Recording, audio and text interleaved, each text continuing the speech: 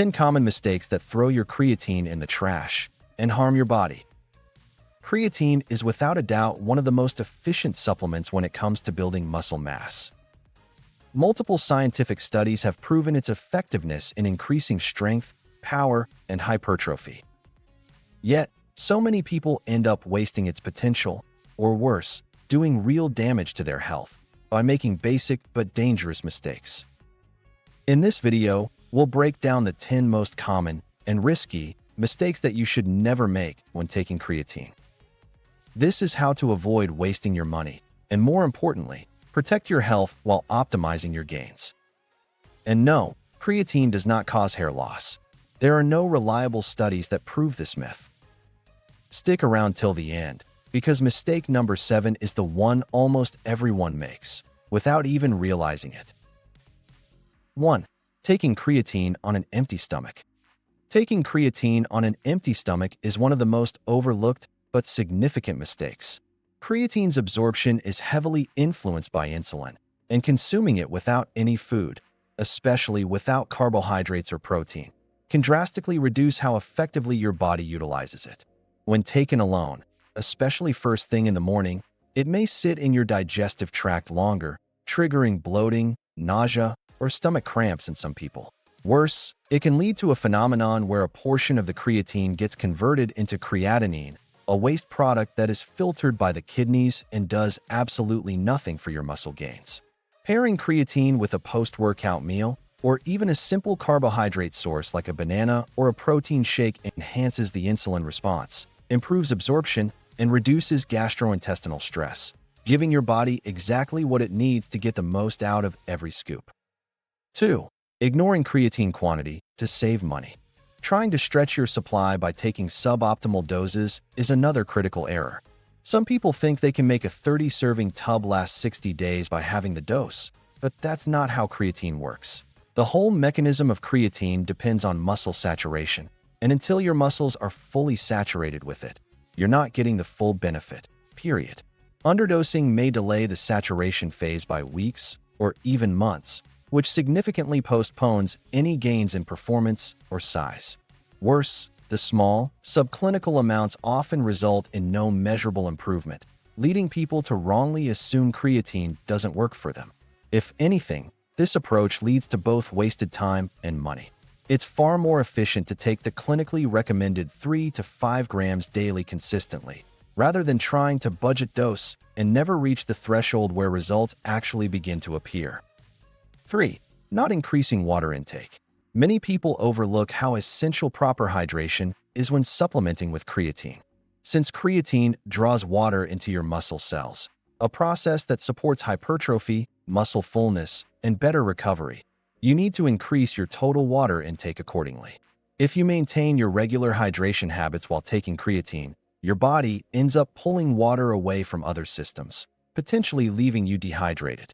This can lead to fatigue, cramping, dry skin, headaches, and in more serious cases, kidney stress.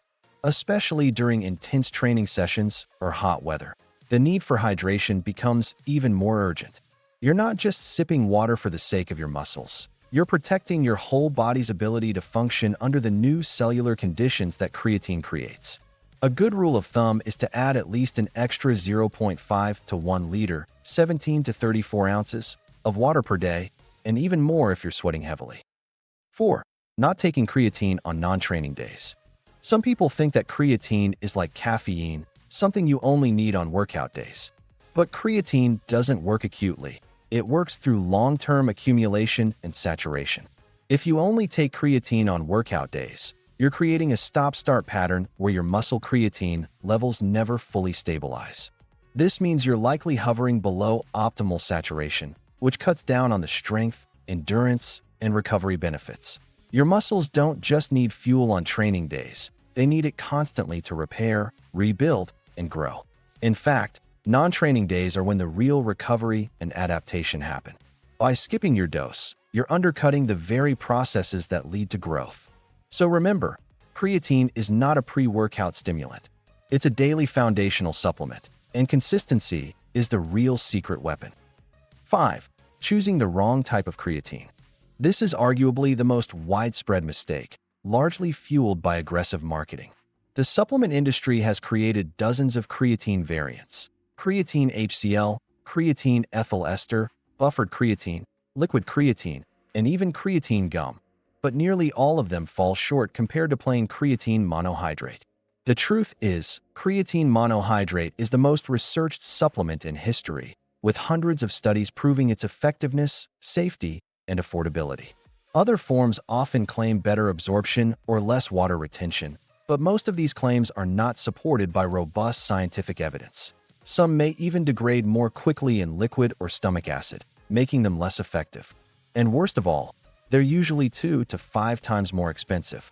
If you're choosing anything other than high-quality creatine monohydrate, preferably micronized for easier mixing, you're likely paying more and getting less in return. 6. Using the wrong dose. Creatine is a supplement where more is not better. There's a sweet spot, usually 3 to 5 grams per day for most people. Some make the mistake of megadosing, thinking that 10 or 20 grams in one go will lead to faster results. All this does is overwhelm your system, leading to potential side effects like nausea, bloating, diarrhea, and unnecessary kidney filtration stress.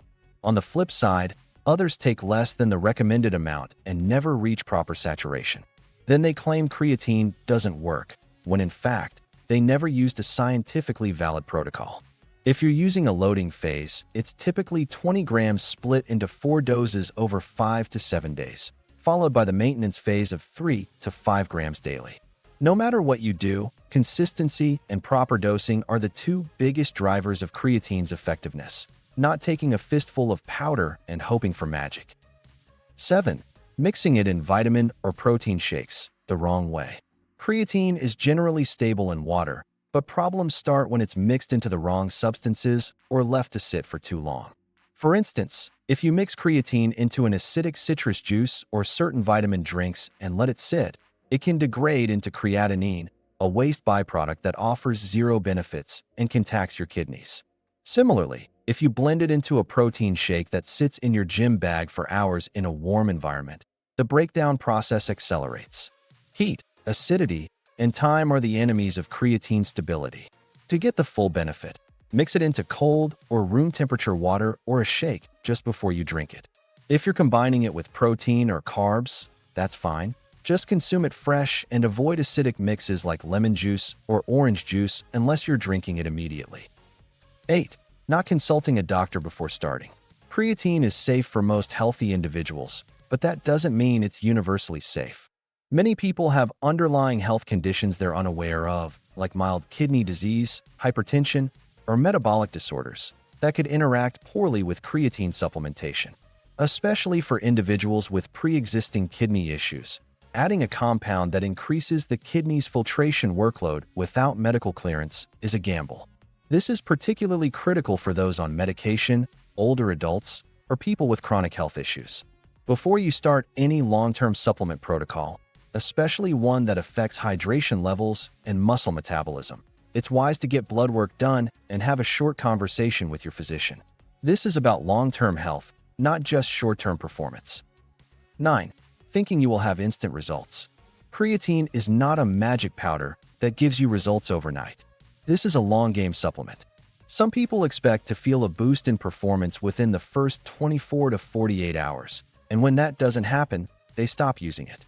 What they don't realize is that creatine works by accumulating in your muscle cells and building up over days or even weeks, especially if you're not doing a loading phase.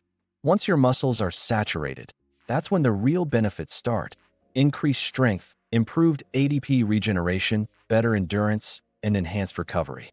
But that process can take anywhere from 7 to 28 days, depending on dosage, diet, and training consistency.